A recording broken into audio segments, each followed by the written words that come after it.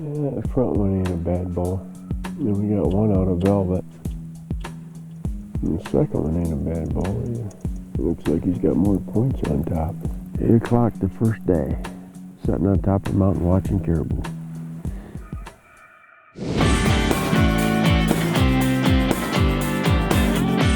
Just preparing for the trip is going to keep you psyched up. I mean, you're just going to be talking about it, and you're going to have so much anticipation. Foulkrod will be hunting in the eastern interior of Alaska, out of the town of Tok. This rolling tundra country provides a natural highway for barren ground caribou to migrate through, and Bob will be using a transporter service rather than a guide to get him into his hunting area.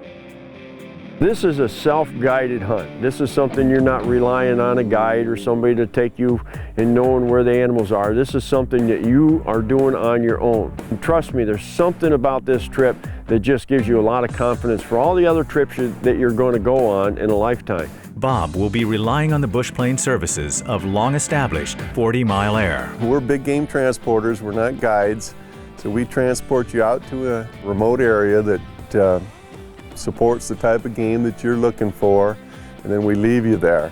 You are on your own at that point until we come and get you. So you have to be ready, able, and capable of taking care of yourself.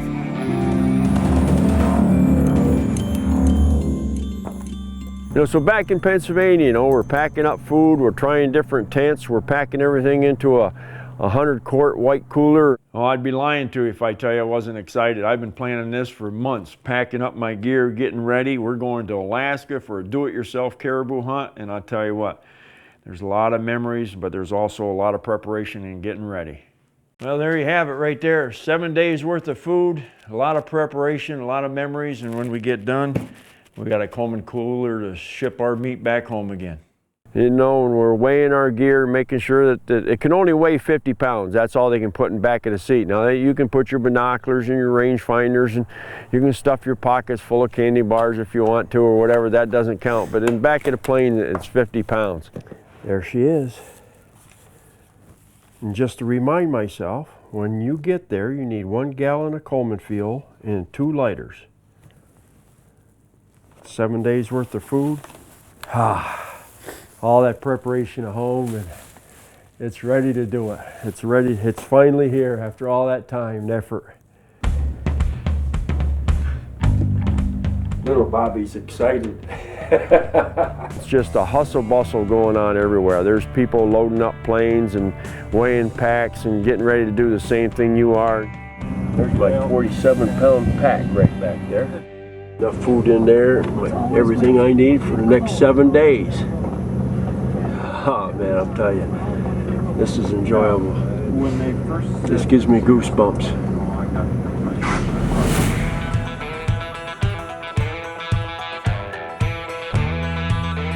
We flew for about an hour and a half, and then we circled a couple times, and all of a sudden it looks down, and the river running through it, and we're getting our gear around. You can't hunt the same day you fly, so all you got to do is take care of your equipment. And we had a nice meal that night, and gosh sakes, was off to bed.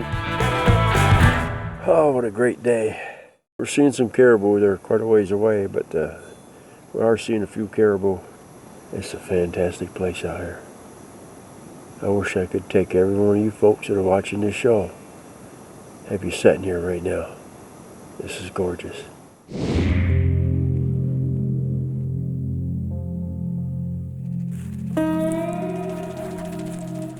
I've hunted these hundreds of times and taken many, many, many caribou. I just never lose the thrill of seeing that right there. You young people are sitting on the couch playing video games. We wake up and, can't wait to get that oatmeal down, can't run. I mean, you're just running. You got to get out there. And so we decided the first day what I like to do is I like to get to an vantage point.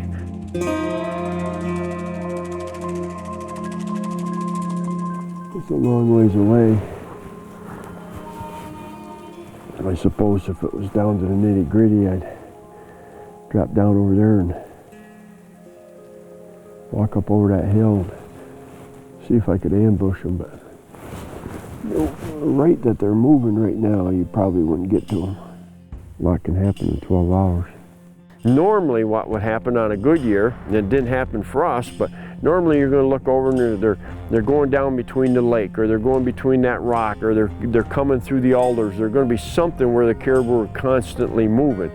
In this case, this wasn't happening for us. They were just kind of, there's one, and here's one, and there goes one, but they wasn't going through the same spot twice, except at nighttime right in front of our camp. So the first day, we just went up on top of the hill, and we stayed up there all day long, just scouting and looking and trying to get a feel of everything.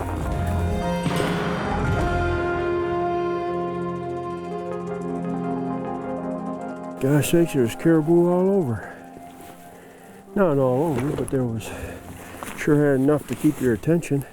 Lots of bear sign though. Lots of bear sign. I have no idea what to do tomorrow, except get up and have another cup of coffee, breakfast, and see what happens.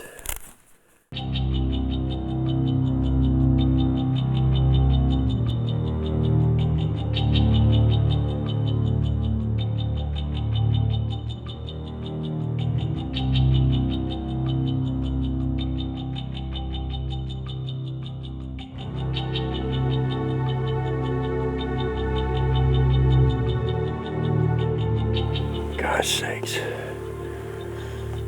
I get up to go to the bathroom and there's caribou out here, and everything was, they were just feeding down through. You can feel the wind, boy, and just went right out there and they just, bam, they hit us. They smelled us. Son of a gun.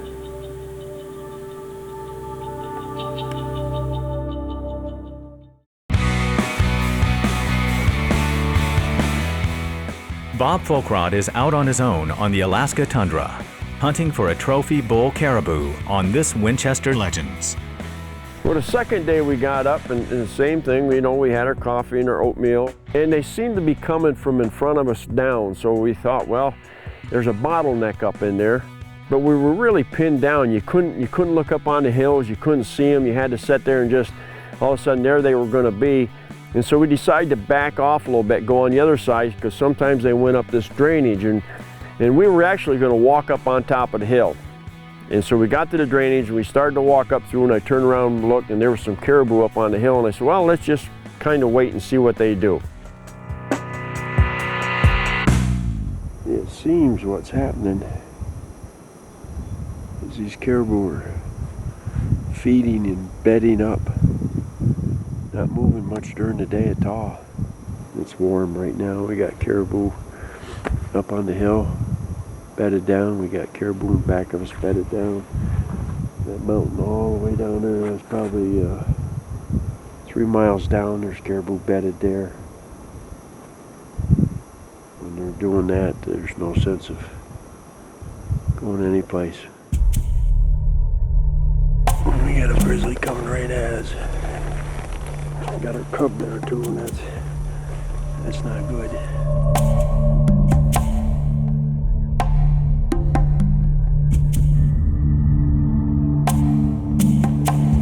She smelled our track. That's good. Maybe she'll go up around and stay the heck away from us. Yeah, she's looking for us. It's not good when you get a mother and her second year cub like that. She's in good shape. She'll get downwind now, and that'll make a big difference whether she is aggressive or not. She smelled our tracks, so that was a good thing. She started looking for us. I think she wants to stay away from us. Shows you how good their nose is. I just hunted them a couple weeks ago. Trust me, they deserve a lot of respect. It can go either way. She can smell you, which she did. She smelled our track where we had walked up there in the morning, kind of looked around and sniffed around, and she didn't like that, so she circled up around the tent and she hit our track where we walked up over the hill the day before, and she took off. But everything was good, so all we did was just chill back and look at the scenery. And to say the scenery, I mean, we watched her until she couldn't run anymore. We had nothing else to do.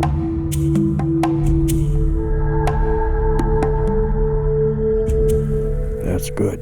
That's good. That's real good. It means we don't have to get in a confrontation with her.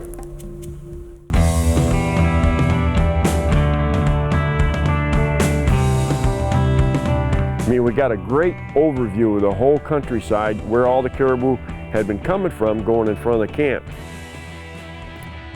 15, 16 hours we were still there because we were waiting for the caribou to come down through.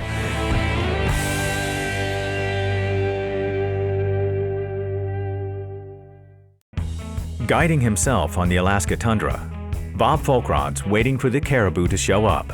Decided to go back over and grab some supper, and I had put up a flag on a stick so I could tell which way the wind was blowing. And sometimes you could see these little white puffs of seed of some sort going by, and that kind of gives us a direction where the wind was kind of going straight across, you know, from our right to our left going toward the tent. And so I sat down in these hemlocks or these trees that sat there, it was growing up through. And these caribou were coming down through, and was really going to get a good feel whether this was going to work or not.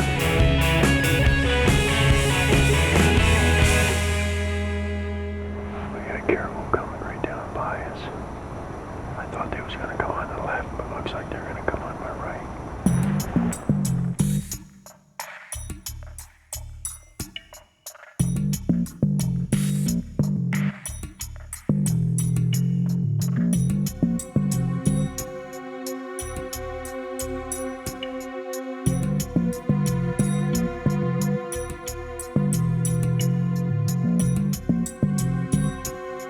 And these caribou were kind of coming down, feeding, and I realized it was a little bull. I wasn't going to shoot him, but I didn't want to scare him at the same time. You got caribou going by you, you let him go by, and he steps right in there, and the wind caught him a little bit, and he just kind of, but it'd been too bad. I would have had him right there. I mean, he would have been my caribou if he was big enough, but he wasn't. You know, we spent a lot of time, and when you're glassing anticipation, boy, it wears you down. Even though I took, you know, a couple different naps during the day, I was getting tired, so I came back over, and it's getting cold. I said, I think I'm going to bed. I went in, I put my pack inside, and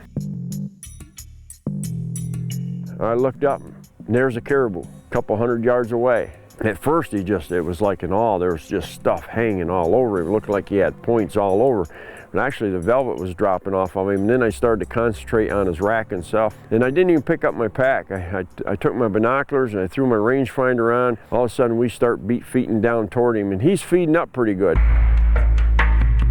Winchester PowerMax Bonded takes bullet performance to a new level. The aerodynamic profile of the protected hollow point design promotes long-range accuracy. The lead core and contoured copper alloy jacket are bonded through a unique process that helps the bullet remain intact after impact. So when the PowerMax Bonded arrives on target, the frontal area delivers maximum expansion, nearly 100% retained weight, and devastating knockdown power. It's getting real dark out, but we're going to try to close the gap.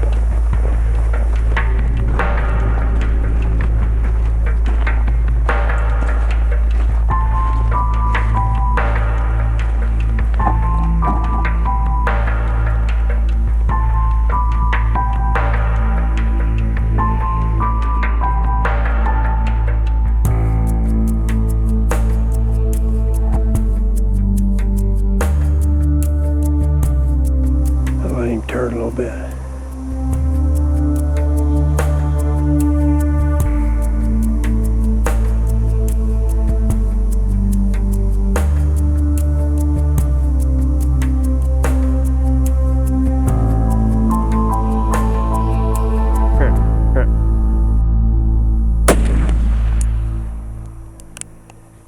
Oh, look at the steam coming out of him. I got him. I got him. He's getting ready to go to bed right there. He's giving his decimo. Right there he is. Let's go get him.